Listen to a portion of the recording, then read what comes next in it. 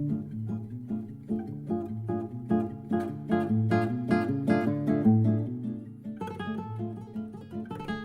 right, hello and welcome to 5 Minutes with Sean, maybe 10.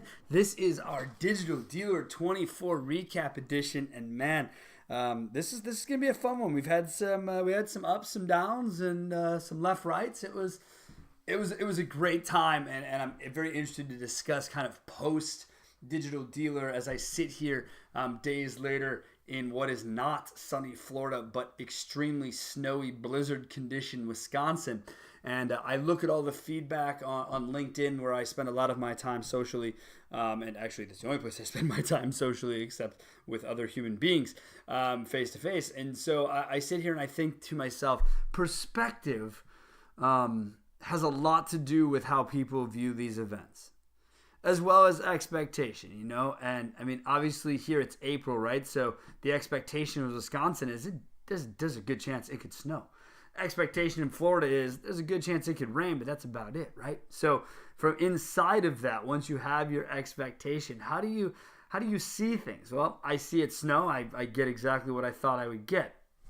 I think if others lived here and weren't expecting snow, they may feel differently. And so that's kind of what I'm basing this all off. I think people come into these shows, you know, feeling a certain way, expecting a certain thing. And, you know, it really, how you leave really depends on how you came in. And I really believe that. So when we started off, our plan had to be slightly rerouted, and we came in a little bit later than we wanted, and we weren't able to make it in the first night. So we went out to a big time karaoke event put on by my boy Sean Rains and Joe Webb. And so, you know, went over there and you know, talked with a bunch of people and looked around the room and realized it was just a bunch of vendors hanging out, which that's cool. That's awesome. I love touching base with everybody, but I think everyone had hoped there'd be more dealers. But honestly, if I'm a dealer, I think I know I walk into that event and it's a bunch of vendors.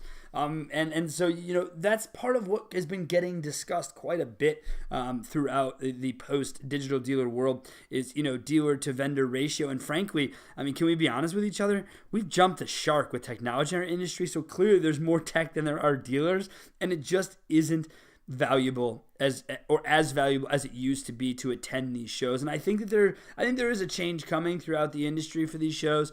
No, I don't think it's going to different conferences like Attribution Conference. Right? These are nonsense things people try to put on. These big shows is going to be what it is. I think it just needs to be slightly adjusted in how people go about it. That's all. And I think that with guys like myself and other people throughout social media, again, my boy Matt Raymond putting it out there, you know, hey, look, here's what I think from a dealer perspective. You know, people may want to really listen to that because he's a dealer. Now, from my end, you may really want to listen to me because I'm a vendor, and I'm an up-and-coming vendor who deals with vendors for a living. So I hear a lot of it. And again, man, when we got there, we checked in. Remember, when you check in, these people don't work for Digital Dealer. They work for the Expo Center. And so, no, they didn't know who we were. They didn't have us in their system. They said we needed to pay. Yeah, all of these mistakes happen along the way. They didn't even have the keynote in the system. I get it. It's frustrating, but it's life, okay? So just relax. Relax. It's going to be fine. You know, the first thing I do, I step through the door, start talking to people at the karaoke deal, and every vendor's like, oh, just terrible turnout. Oh, there's not enough dealers and blah, blah, blah, blah, blah. Guys, what the hell did you think was going to happen? This is not the first time that you have done this. You know that this is how it works. Oh, well, that's not an NADA. NADA is the biggest event in the world. And frankly, for a company like us, we don't go to NADA because we're far too niche for that, because we know who we are. Last week's podcast, this week on Monday, the podcast was all about, oh, well, you know, who are you? What's your identity? We know who we are. We know where we belong. So if you're struggling with your company's identity and don't know what shows to attend, then I get the frustration. But this also stems from a much larger issue when it comes to ROI. Now, I'm going to be the first to tell you, when we attended our first show, which was Driving Sales Executive Summit, 2014, in our first year as a company, and I had to put up $10,000 of my own money to do it. I came away saying, I expect there better be deals to be had, because I was using my car guy mentality, you know, the hardcore car guy that I was. You know, it wasn't about tying it specifically to a source. In this case, it was just digital dealer. It was driving sales, but I had to see it. After that event, my business partner and I had a long discussion. He asked me to remove that from my thought process moving forward. As difficult as that was, I have tried. And finally, at Digital Dealer 24, I believe I was successful.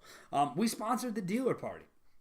I had an opportunity and an honor to speak at the event. These things made sense to us, how they all came together. We could sponsor an event for dealers only the night before we went up and spoke. Well, what did that end up in? We ended up with our largest crowd ever at one of these shows. We ended up with arguably one of our best presentations ever because of the energy, because of the conversations I had been having the days before. I don't know about other presenters, although I did sit through a few of them, and given their presentations that I've seen them do before, I think that a lot of people are very standard stock, this is how it will go. This A plus B will equal C. My presentations don't work that way. I take the energy, I take what I hear, I take what I'm learning, and I put it into that presentation. That's how I roll. And let me tell you something as it relates to presentations. There is a good amount of nonsense taking place in these presentations, whether that is not full on sales pitches that are mirrored in education, or if it's just straight up lying about certain things. Like when I hear people tell me you can't trust Google Analytics or you can't use Google Analytics attribution modeling because it's only set up one way, I'm telling you now firsthand, these people are liars and trying to sell you tech to replace it. We have all agreed, and it has not been that easy, but more than likely, all of us agree Google Analytics is the best in-between source, the best middleman for data without having to pay for it. That is, right? I think we can all agree to that. So if we can agree to that, then why do we blame Google for being able to say, well, yeah, we do have SEO, and yeah, we do, you do pay us for paid search. Like, big deal. Like, hold Google accountable. Fine. Go hold Apple accountable. Go hold Amazon accountable. Like, what do I look like? Congress? That's ridiculous. It's ridiculous. You need to hold all the vendors trying to utilize the space accountable. And anyone who tells you you can't use GA is trying to sell you a piece of tech to replace GA. Or their data doesn't look good in GA. That is the reality. And if I were you, I would go running the other way. So here's a couple of things I liked. We were out there. I had a chance to sit down with David from AutoSuite, and he wrote up a great article in LinkedIn where he mentioned us. Very cool of him. That's a really cool company up and coming. Auto Lead Star, Ilana and her team. What a good group of people really trying to do more. But again, as I told them face to face, be who you are. Stop trying to be all these other things, right? You're a lead generation company. Stop worrying about trying to be a chat plus trade form plus this. Go integrate with other software. So we made introductions here at CarBiz to chat companies, to trade companies, so that they could look to see how they could all integrate, because let's face it, they're all fighting for the same corner of real estate. That is a real thing. So there were good things to come out of it, more great things that came out of it. Sean Kelly, that guy is an up-and-comer. I think you're really going to enjoy seeing him in the future at these shows, and hopefully he continues to get selected, because he was a great dude to sit and listen to. We really enjoyed his session. But as I said, an overhaul is needed. So, and obviously, my session I thought was, I thought it was the best one, right? I was told it was the loudest applause anyone had heard. Fine, whatever. The point is, I love to do it because I love to share messages, and I have nothing to sell but trying to make sure dealers know what's what and who's who in a space that is becoming extremely clouded. That was the most important thing for us to get across. Bunch of great dealers out there. We had some folks out from the Tom Wood group, Chad and Molly. We had the Mills Automotive Group, Brainerd, Minnesota, come out to us. It was really, there were some really fun things to have. I had reconnected with dealers that I hadn't seen in a long time, or dealers I had seen at the last show that we hadn't touched base since that show, and those things happen. People work together in that way. So this isn't something that, you have to worry about. And I am butting up against my time. So today we're going to go slightly over 10 minutes. You guys know how I don't like to do that for you, but I have to tell you this. it's funny because I've been trying to reach an individual 35 minutes east of my home here in Wisconsin, and I have not been able to get through the layers that it takes to get to this woman. And as I walk into the party, a great friend of mine, Marnie, who's with a new company called Carfilm, another little company to check out, Marnie introduces me to a dealer, and she says, "Oh, yeah, I'm from Milwaukee," and instantaneously I knew exactly who she was. And she looked at the logo on my shirt, and she knew who I was.